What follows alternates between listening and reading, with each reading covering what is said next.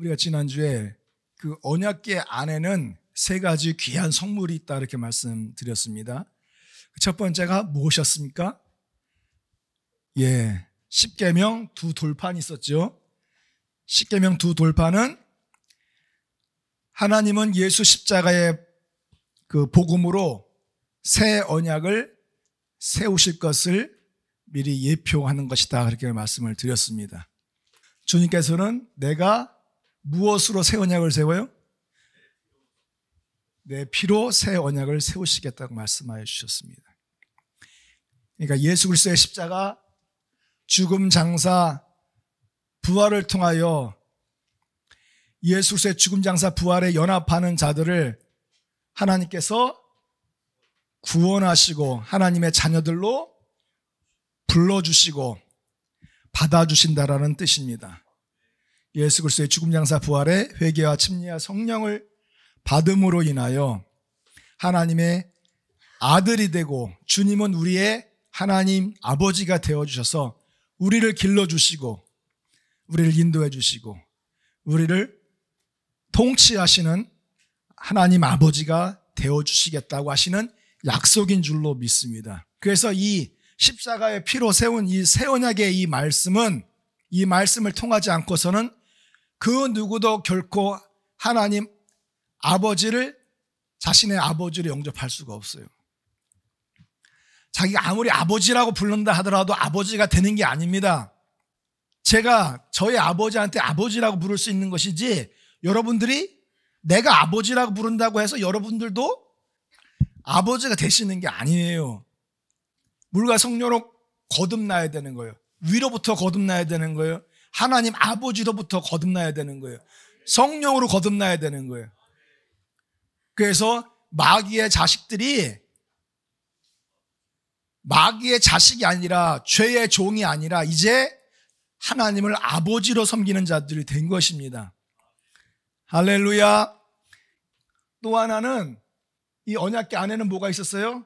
만나 항아리가 있었죠. 만나 항아리는 하나님은 예수로 말씀하실 것을 나타내시는 것입니다. 예수님께서 육신을 입고 이 땅에 오셔서 내가 곧 생명의 만나라 이렇게 말씀하고 계시는 거예요. 그래서 그리스도 안에는 뭐가 있어요? 신성의 모든 충만이 무엇으로 거하는 거예요? 육체의 모습으로 거하는 거예요. 그러니까 예수 그리스도 안에는 신성의 모든 충만. 신성의 모든 충만은 무엇을 말하는 것입니까? 두 번째 하나님 아버지의 충만을 말하는 것입니까? 아니면 둘째 아들의 신성을 말하는 것입니까? 이 신성은 유일하신 하나님 외에 다른 신성이 있을 수가 없습니다.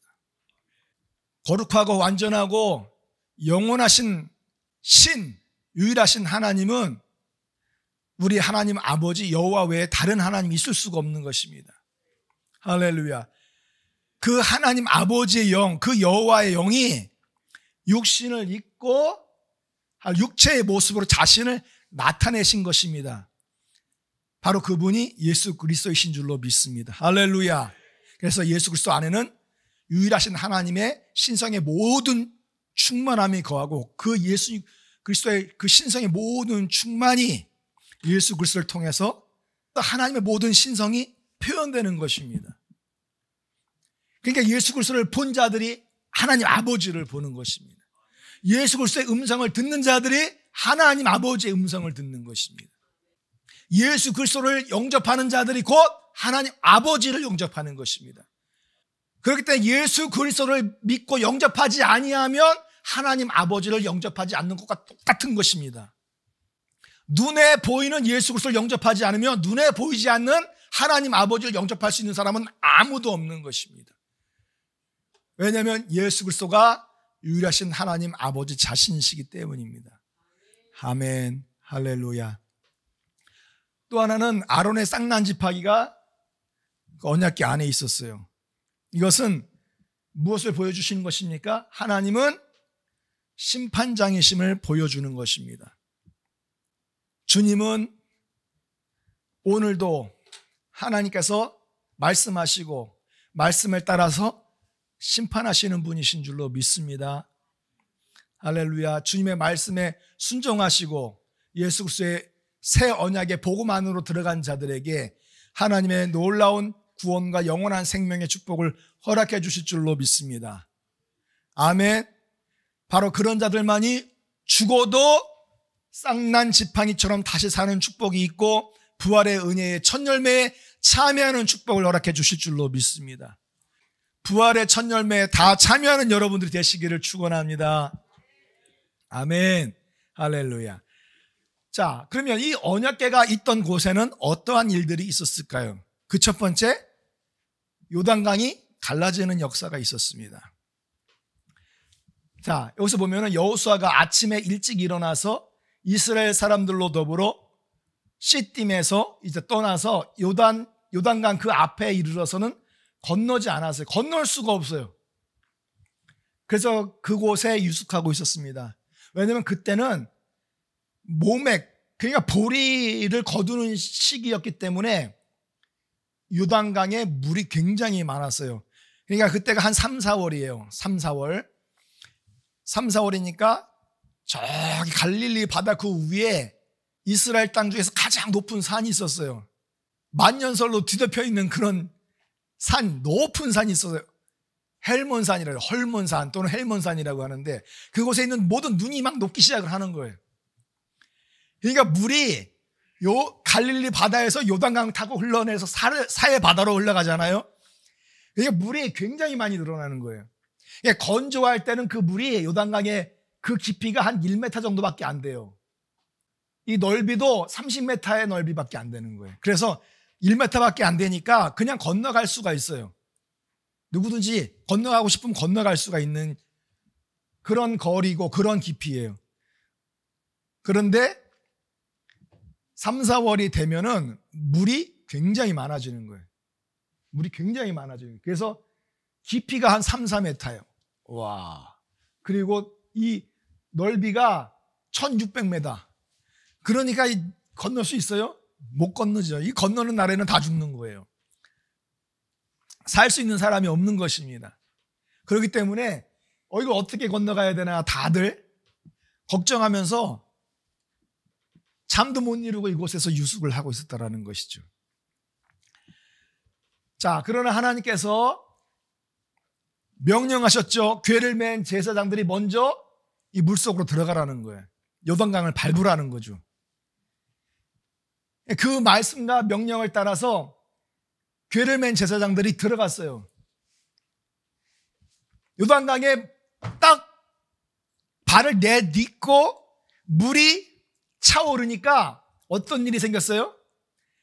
위에서부터 흘러내리던 물이 그쳤어요. 물이 쫙 갈라진 것입니다. 이렇게. 그래서 그 물이 어디까지 갔어요? 멀리 사르단에 가까운 아담까지 갔어요. 아담. 그러니까 아담이라는 곳은 이 물이 갈라진 이곳으로부터 그 위로 25km나 되는 멀리 떨어져 있는 지점이거든요. 그곳에 가서 쌓인 거예요. 모든 퇴적물들도 다 그곳에 가서 쌓였어요. 그래서 이스라엘이 맨 땅으로, 마른 땅으로 건너갔습니다. 마른 땅으로. 물이 완전히 끊어진 것입니다. 모든 퇴적물들도 다 주님께서 이끌어 올리신 거예요. 그래서 가나안 땅으로 모두 들어갈 수 있는 놀라운 역사가 나타난 것이죠. 여러분, 이 아담이라는 말은 무슨 말이에요? 아담은 사람이라는 뜻이에요. 그 아담이란 말이 붉다라는 말에서 나온 말이에요. 그러니까 우리 사람들 얼굴이 좀 붉잖아요. 그러니까 붉은 흙으로부터 지음을 받은 존재라는 것이죠. 그러니까 아담이 바로 그런 뜻을 가지고 있어요. 무엇입니까? 언약궤가 앞서 나아가면, 언약궤가 지나가면 사람으로부터 흘러내려왔던 모든 것들은 다 끊어지고 하나님이 앞서 가신다. 모든 성도들은 사람의 역사가 끊어지고 하나님의 역사가 시작된다는 것입니다. 하늘 가나안 땅에 들어가는 놀라운 축복을 허락해 주시고 하나님이 다스리시는 그 능력을 나타내 보여주신다라는 뜻입니다. 할렐루야. 사람으로부터 흘러내려왔던 모든 퇴적물도, 더러운 찌꺼기도, 모든 죄도, 모든 사망의 열매도 다 걷어내시고 저 멀리 던져버리시고, 우리를 거룩한 하나님께서 다스리시는 통치하는 백성으로 우리를 삼아주시고 가나안 땅으로 갈 수 있는 이 길을 열어주신다는 뜻입니다. 언약궤가 오늘 이 시간 여러분들과 함께 하시기를 주님의 이름으로 축원합니다. 언약궤가 지나가는 자리에는 이 놀라운 능력이 나타나는 줄로 믿습니다. 여러분들이 행하는 모든 일들마다 이제 사람의 일이 끝나고 하나님의 일이 시작되기를 주님의 이름으로 축원합니다. 할렐루야. 하나님께서 영광 받으실 놀라운 그 역사를 여러분들을 통해서 일하시고 열매 맺고 그 충만한 영광의 축복에 참여하는 축복을 허락해 주실 줄로 믿습니다. 하나님이여 일하여 주시옵소서. 우리를 통해서 하나님 나타내 보여 주시옵소서. 우리를 통해 하나님의 살아계심이 증거될 수 있도록 축복해 주시옵소서. 할렐루야. 뿐만 아니라 이 여리고 성 앞에 이제 들어갔어요. 이제 언약궤를 메고 맨 앞에서 나아갈 때에 이스라엘 백성들이 한 바퀴씩 돕니다. 마지막 날 7일째는 7바퀴를 돌아요. 7명의 제사장들이 7개의 양각 나팔을 불어요. 그러면서 찬양하면서 앞으로 나아가는 거죠. 그래서 7째 날에는 7번을 돌아요. 에워쌉니다. 그런 다음에 7 나팔을 불죠. 온 백성이 그 큰 소리로 찬양하고 외치고 목이 터지라 여리고 성아 무너질지어다 막 기도합니다.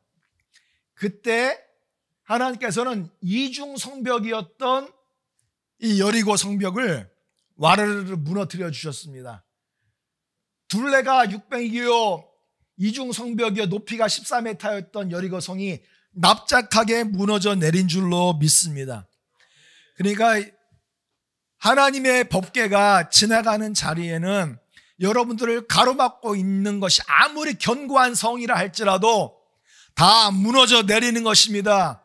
예수 이름으로 명합니다. 모든 악한 마귀의 견고한지는 다 무너져 내릴지어다. 납작하게 무너져 내릴지어다. 우리를 가로막고 있는 모든 것들은 떠나갈지어다.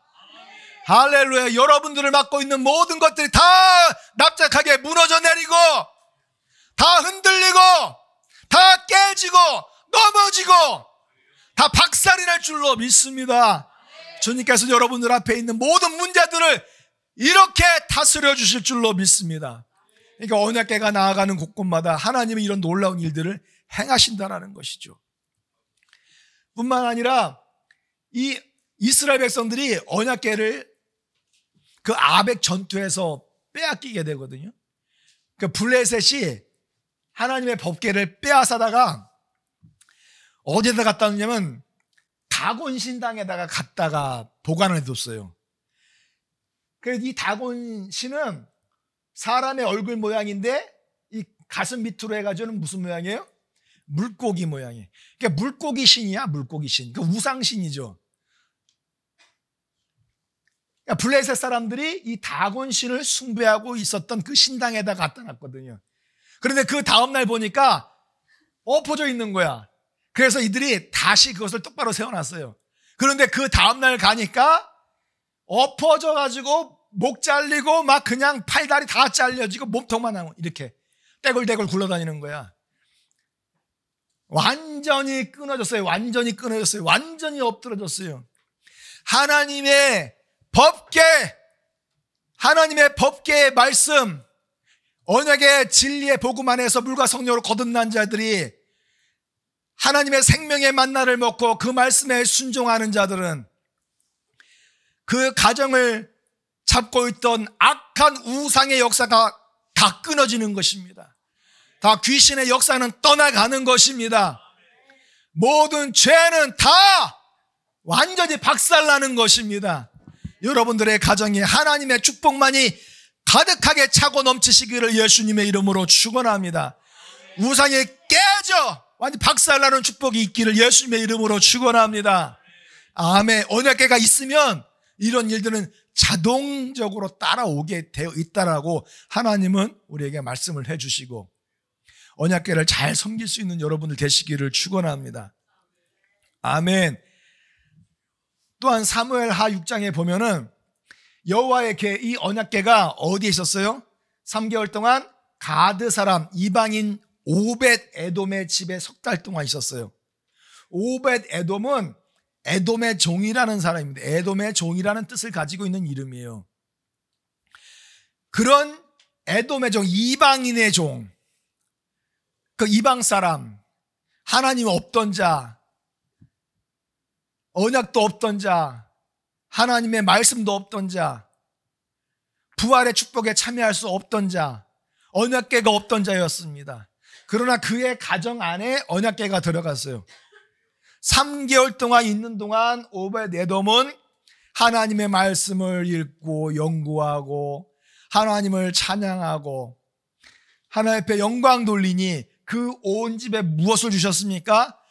복을 주시니라.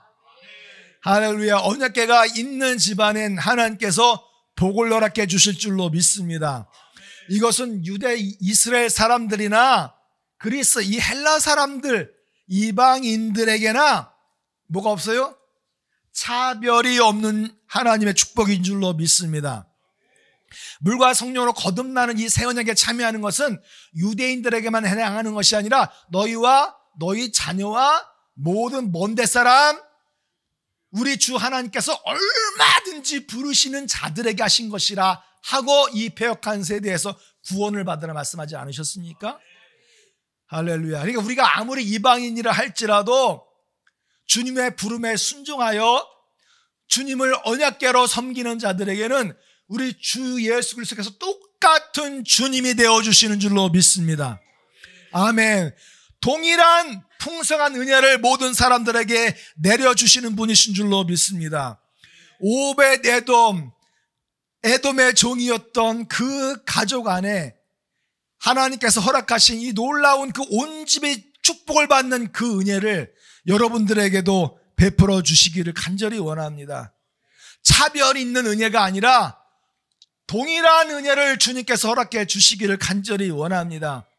차별적으로 부어주시는 것이 아니라 모든 부르시는 하나님의 백성들에게 언약궤를 사랑하는 종들에게 하나님의 차별 없는 축복이 함께 해주시기를 예수님의 이름으로 축원합니다. 그러니까 언약궤가 있는 곳에는 이런 놀라운 축복과 역사와 힘과 능력이 나타나게 되어 있다는 것이죠. 이것은 과거나 오늘이나 내일이나 변함없는 하나님의 동일한 역사인 줄로 믿습니다. 아멘. 그런데 보니까 성경에 홈니와 비느하스가 있었어요.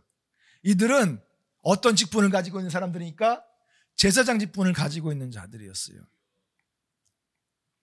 그러니까 이 자들은 제사장이었음에도 불구하고 하나님의 제사를 멸시하는 사람들이었어요.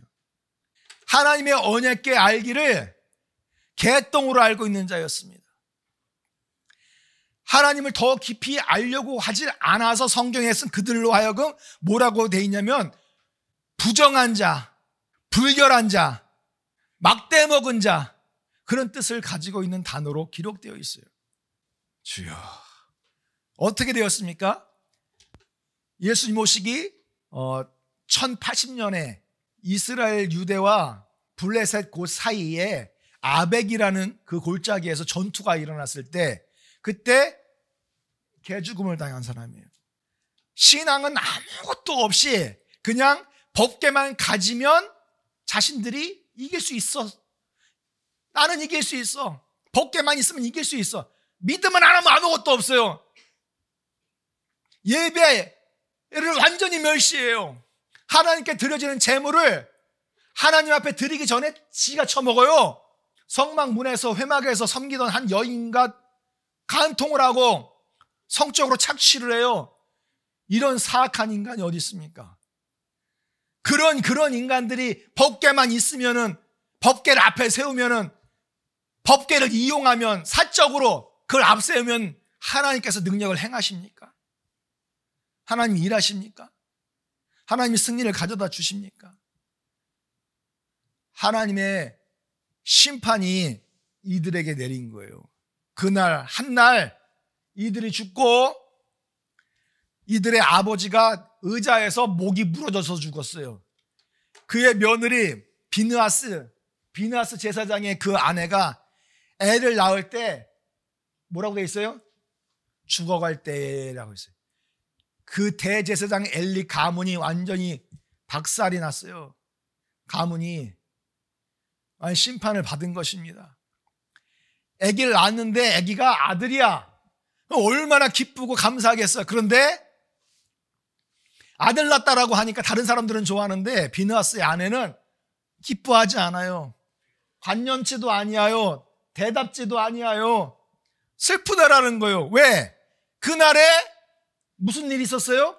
하나님의 궤를 빼앗겼다라는 거예요. 블레셋에 하나님의 궤를 빼앗겼어요. 그의 시아버지 엘리가 죽었어요. 남편이 죽었어요. 주여, 이게 무슨 기쁨이 있겠습니까? 그러니까 다시 말합니다. 하나님의 궤를 빼앗겼으므로 영광이 이스라엘에서 떠났다. 영광이 이스라엘에서 떠났다. 하나님의 영광이 떠났으니 이스라엘은 혼통 수치만 가득한 거 아닙니까? 하나님의 심판만 있을 거 아닙니까? 여러분, 사랑하는 성도 여러분, 하나님의 언약궤를 빼앗기는 성도들이 이곳에 한 사람도 없기를 원합니다. 그 언약궤 안에 있는 이 세 가지를 항상 기억하시고 언약의 새 복음 안에 있는 여러분들이 되시기를 축복합니다. 이 진리의 새 복음을 떠나는 자들에게는 구원이라는 것이 있을 수 없어요. 하나님의 영광이 있을 수 없어요. 하나님의 영광이 다 떠나요. 수치가 찾아와요. 심판이 와요. 저주가 오는 것입니다. 그럴 때 이 새 언약의 복음을 꼭 붙들고 있어야 돼요. 생명의 만나를 먹으면서 그 진리의 복음에 순종하고 진리의 말씀에 순종하고 그 말씀을 따라서 봉사하고 헌신해야 될 줄로 믿습니다. 아론의 쌍난 지팡이, 그런 자들은 심판이 떠나가고 부활의 첫 열매에 참여하는 축복이 있을 줄로 믿습니다. 그렇기 때문에 이 하나님의 언약궤를 빼앗긴 자들은 살아있어도 의미가 없는 거예요. 그 인생 수치스러움으로 가득한 것입니다. 저주받을 인생으로 이미 낙점지어져 있는 거예요. 이 얼마나 불쌍한 것입니까? 우리가 경험적으로 그것을 알 필요가 없는 거예요. 우리는 하나님 말씀이 거울이 돼서 말씀을 통하여 하나님의 뜻을 배웠으니 하나님의 말씀과 뜻대로 돌이키는 분들이 되시기를 축원하고요. 하나님의 언약궤를 사모하는 분들이 되시기를 축원하고요. 하나님의 언약궤를 가정에 모시고 이 언약궤 중심적인 믿음 생활을 하셔야지 여러분들이 복을 받고 승리할 줄로 믿습니다. 아멘. 근데 에레미야가 그런 예언을 합니다. 하나님의 음성을 증거하는데요. 에레미야가 뭐라고 그러죠? 그때가 이르러서는, 그때 어느 때입니까? 이것은 메시아 시대가 열리면이에요. 메시아 시대가 오면 어떤 일이 생겨요? 아무도 다시는 주의 언약궤를 말하지 않을 것이다라는 거예요. 메시아 시대가 오면 다시는 마음속으로도 그 언약궤를 떠올리지도 않을 것이고 그 언약궤를 기억하거나 찾지도 않을 것이고 그 언약궤가 필요 없을 거래요. 그러니까 눈에 보이는 물질적인 그 언약궤가 더 이상은 필요가 없는 그런 시대가 온다라는 거예요. 그러니까 메시아 시대가 오면 누구든지 예루살렘을 뭐라고 불러요? 주의 보좌라고 부를 것이다 이거예요. 그러니까 메시아 시대 전에는 하나님의 언약궤 그곳에 천사들이 이렇게 서로 날개를 맞대고 있는 바로 그 자리를 뭐라 했습니까? 하나님의 은혜의 보좌, 시은자라고 하잖아요. 시은자. 하나님의 죄를 사죄하시는 거, 용서해 주시는 거, 그 시은좌, 하나님의 보좌라고 할 그곳에 주님께서 임재하셔서 빛으로 나타나시지 않습니까? 그런데 이제는 예루살렘을 주의 보좌라고 이제 부를 것이다라는 거예요. 민족이 그리로 예루살렘에 있는 주 앞으로 다 모일 거라는 거예요. 그러니까 예루살렘이 주님의 시은자요, 죄가 사함받는 곳이요, 하나님의 말씀이 선포되는 곳이요. 그렇기 때문에 이 예루살렘이 곧 하나님의 언약궤가 된다는 뜻이에요. 그들이 다시는 자기들의 악한 마음에서 나오는 고집대로 살지 않을 것이다. 사랑하는 성도 여러분, 신약 성경에 보니까 예루살렘은 어디를 말하는 것입니까? 하나님께서 사도 요한에게 보여주시잖아요. 하나님의 거룩한 신부가 준비되어 있는데 하늘로부터 예루살렘 성이 내려오더라. 하나님의 거룩한 신부가 예루살렘 성이에요. 아멘. 그러니까 이 예루살렘을 주의 보좌라고 부르고 그 예루살렘에 있는 주님 앞으로 모인다라는 얘기는 바로 하늘에 있는 새 예루살렘 성, 하나님의 신부, 하나님의 교회, 그곳에 참여한 자들이 모여 있는 곳이 신성한 예루살렘이라는 거예요. 예루살렘은 저 유대 땅에 있는 그 땅에 있는 예루살렘을 예루살렘이라고 하는 것이 아니라 물과 성령으로 거듭난 예수 그리스도의 신부를 가르쳐서 예루살렘이라고 하는 것입니다. 그러니까 우리가 모여 있는 이곳이 하늘의 예루살렘인 줄로 믿습니다. 바로 이곳에 누가 하나님께서 보좌로 계십니까? 예수님께서 바로 이곳에 찬양 가운데 보좌를 세워주십니다. 부족한 종을 통해서 하나님은 말씀해 주시는 분이십니다. 여러분들이 무엇을 행해야 할 것인가를 하나님께서 지도하시는 줄로 믿습니다. 성경은 성령의 감동으로 된 것으로 교훈과 책망과 바르게 함과 의로 교육하기에 유익하니 하나님은 종을 통해서 하나님의 말씀을 선포하십니다. 믿으십니까? 그렇기 때문에 오늘 이 순간 여러분들이 하나님의 면전, 하나님의 보좌 앞에 있다라고 믿어야 돼요. 바로 이곳에서 선포되는 그 말씀을 하나님의 말씀으로 믿고 순종해 나아가야 될 줄로 믿습니다. 단순히 사람의 말이 아니라 하나님의 말씀으로 듣고 아멘하여 하나님 앞에 영광 돌리시는 분들이 되시기를 축원합니다. 지금까지 막 고집을 세우고 내 마음대로 내 뜻대로 그냥 그런 믿음 생활하고 고라당이 모세를 대적하여 그렇게 심판받았듯이 사랑하는 성도 여러분들은 어떻게 해야 됩니까? 함께 우리가 사랑함으로 서로 섬겨야 되고 할렐루야, 강단을 통해서 흘러나오는 하나님의 말씀을 따라서 순종해야 되고 주님 앞에서 우리의 모든 고집을 다 꺾고 감사함과 기쁨으로 믿음 생활을 해야 될 줄로 믿습니다. 그것이 언약궤를 잘 섬기는 사람들이에요. 언약궤를 잘 섬기는 것이 무슨 신앙생활입니까? 이 메시아 시대가 되면 그때는 주의 언약궤를 말하지 않는다라고 했잖아요. 마음속으로도 떠올리지도 않는다잖아요. 기억하거나 그것을 찾으려고 생각하지 않는다잖아요. 그런 언약궤는 이제 필요 없다라는 거예요. 바로 새 예루살렘 성에 바로 이곳이 하나님께서 임하시는 바로 이곳이 하나님의 보좌예요. 바로 여기가 하나님의 언약궤요. 여기서 하나님의 말씀이 선포되는 것입니다. 생명의 만나가 흘러 들어가는 곳곳마다 배부른 역사가 있을 줄로 믿습니다. 영혼이 충족하고 만족하는 놀라운 역사가 있을 줄로 믿습니다. 다시는 갈증이 없고 그런 불만이 없는 하나님의 충만한 은총이 바로 이곳에서 여러분들이 누리게 되는 줄로 믿습니다. 그러니까 이 땅에서 새 예루살렘의 그 하나님의 그 언약궤 앞에서 신앙생활을 하지 못하는 사람들은 하늘에서도 그 언약궤를 섬길 수가 없는 거예요. 언약궤의 실체가 되신 그 예수 그리스도를 볼 수가 없는 것입니다. 눈에 보이는 부모도 섬기지 못하면서 무슨 눈에 보이지 않는 하나님 아버지를 어떻게 섬깁니까? 그거거든요. 이 땅에 있는 교회를 제대로 섬기지 못하면서 하늘에 있는 새 예루살렘 성 하나님의 교회를 어떻게 섬깁니까? 그게 하나님의 말씀이에요. 그러니까 사랑하는 성도 여러분, 여러분의 생각을 완전히 바꾸셔야 돼요. 할렐루야. 유대 율법주의적인 그런 뭐 다 깨트리시고 오늘 시간 믿음으로 하나님의 진리의 말씀을 배우셨습니다. 여러분들의 고집, 헛된 거 다 내려 맡기시고 다 꺾어버리시고 언약궤가 무엇인지 바로 깨달아서 믿음 생활을 잘 하셔야지 복을 얻는 축복이 있을 줄로 믿습니다. 더 이상 고집대로 행하지 마시라는 거예요.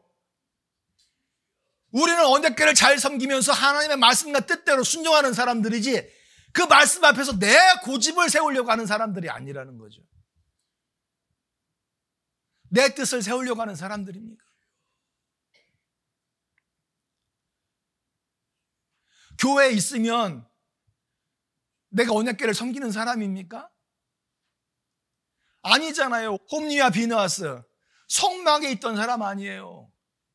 하나님의 교회를 상징하는 성막에 있던 사람이에요. 그곳에서 섬기던 사람 아니었습니까? 그런데 그가 언약궤를 섬기는 자였습니까? 하나님의 예배를 드리는 자였습니까? 하나님의 교회를 지지하고 하나님의 양떼들을 사랑하는 사람들이었습니까? 그거 아니잖아요. 그러니까 교회에 있다고 해서 다 언약궤를 섬기는 게 아니라고. 오늘 말씀 듣고 주님 앞에 완전히 회개하며 언약궤를 빼앗긴 자들은 수치가 찾아와요. 저주가 와요. 아들을 낳아도 기쁨이 없어요. 자식들이 좋은 대학, 좋은 곳에 아무리 취업한다 하더라도 그건 슬픈 거예요. 기쁜 일이 아니라고요. 최소한 비느하스의 아내는 무엇이 중요한지를 알았어요. 하나님의 법궤를 잃어버렸는데 하나님의 영광이 떠났는데 아들 낳으면 뭐가 대수냐는 거예요. 할렐루야. 오늘 이 시간 하나님의 언약궤가 무엇인지 바로 깨닫고 하나님의 언약궤 앞에서 신앙생활하는 것이 무엇인지 바로 깨닫고 고집을 다 꺾으시기를 축원합니다. 이제 완전히 신앙생활을 바꿔서 오벳에돔처럼 3개월이라도 줬사오니 주님 앞에서 하나님의 언약궤를 잘 섬기는 마음으로 믿음 생활 잘 할 때 주님께서 축복을 허락해 주실 줄로 믿습니다.